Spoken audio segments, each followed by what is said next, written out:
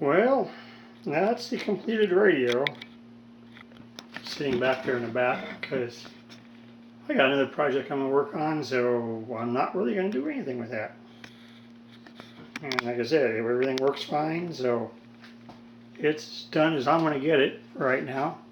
And, well, anyway, I did find I had another problem. I had to move the radio off of my table. Let me get it back here.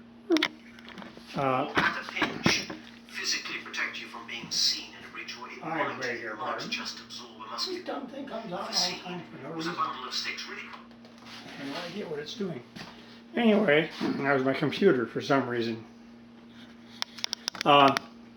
Yeah, the weird thing about this is the radio was too heavy for the shelf, so I had to move it back up there. And it wasn't that it was bending the shelves or anything. I don't know if you can see it or not, but the table itself has a nice little arc on it now. Get that farther.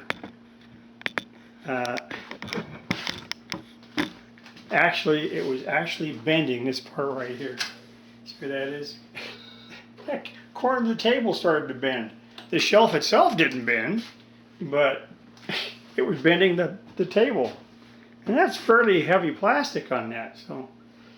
So anyway, I've got the other BC648 up on the other shelf now because it's lighter and it's not going to hurt anything.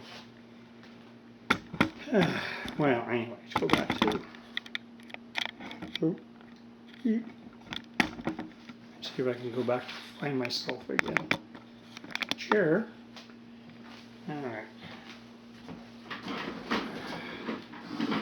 So, anyhow, I'm done with this other radio.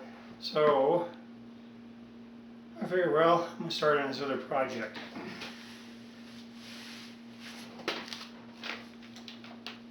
This is a project that I've never built.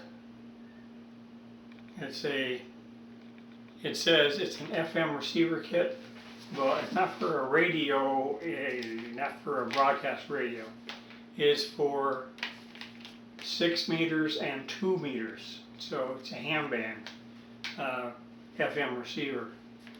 So to give you an idea how long I've had this kit, the manual was revised in 1998. That's when I bought this thing.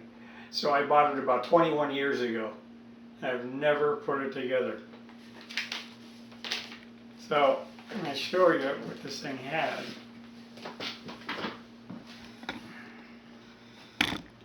I know I'm bouncing back and forth, but it's the only way I can do this. Yeah, anyway, so printed circuit board. Okay, decent printed circuit board because it has R1, C1, all those marked on it, so I can tell where this stuff has to go. And it's got a really nice front panel, still in the plastic, of course. In fact, the parts themselves, I just started taking out of the plastic just last night. So you can imagine these things have not been touched or opened. And a little small little speaker, that's all it's got. Doesn't need much. It's going to run off 9 volts.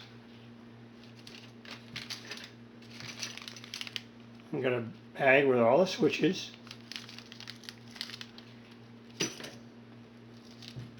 Then some of the small parts I've got in another bag.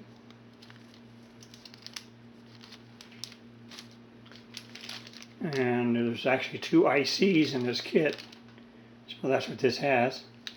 And at least it also comes with sockets, so I don't have to go ahead and wire the ICs directly to the board, which could damage them anyway, and I wouldn't like to do that anyhow. And here's all the potentiometers and knobs and everything else it needs. And they give you one small roll of orange hookup wire. Why, I don't know. I will probably use my own because I think this stuff is solid and I'd rather use stranded. Yeah, it's solid copper wire. So I'd rather use stranded wire on it. So anyhow, and that's what's going to be going on next. And I'm going to be starting to solder this thing together and see how far I can get. I don't know. We'll see. I should be able to finish this, but it's going to be something else. And Ron's been buzzing around playing tour guide for the last couple of days to let's see if I can get myself lined up again. Okay.